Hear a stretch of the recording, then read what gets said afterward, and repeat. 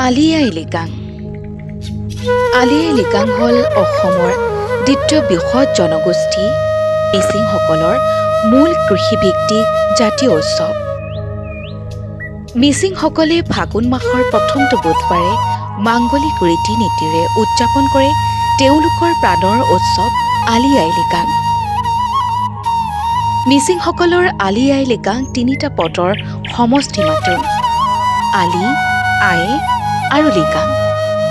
আলি মানে মাটিৰ তলত হোৱা বীজ, আই মানে গছৰ ফল বা গুটি আৰু লৃগাং মানে সিঁচিবলৈ আৰম্ভ কৰা বা সিঁচাৰ প্ৰথম দিন। অৰ্থাৎ আলি আই লৃগাং মানে হ'ল শস্য সিঁচাৰ প্ৰথম দিন বা বীজ গুটি ৰোপণ কাৰ্য আৰম্ভ কৰাৰ প্ৰথম দিন। আলি আই লৃগাঙক চমুকৈ লৃগাং বুলিও জনা যায়। পুৱাৰ ভাগতেই মিচিংসকলে সম্পূৰ্ণ নিজা পৰম্পৰা ৰীতি নীতিৰে ইষ্ট দেৱতা দনি বল আৰু চেডি মেলক সাক্ষী কৰি মাংগলিক কাৰ্য লিকত অৰ্থাৎ বীজ সিঁচা বা ৰোপণ কৰা কাৰ্যসূচী ৰূপায়ণ কৰে।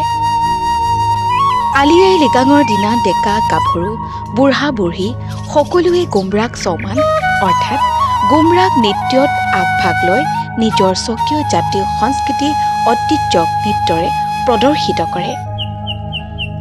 নৃত্যৰ যোগেদি নিজৰ জাতীয় ঐতিহ্যক প্ৰদৰ্শন কৰা জনগোষ্ঠীসমূহৰ ভিতৰত মিচিংসকল একক আৰু অনন্য।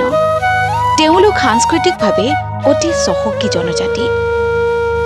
আলি আই লৃগাঙৰ দিনা মাছ, মাংস, পুৰাং আপিন, নগিন আপং, পৌৰ আপং, নামচিং, দিনচান, নেৰেক আদিৰে ভোজনৰ আয়োজন কৰাটো মিচিংসকলৰ এক অন্যতম পৰম্পৰা ৰীতি নীতি।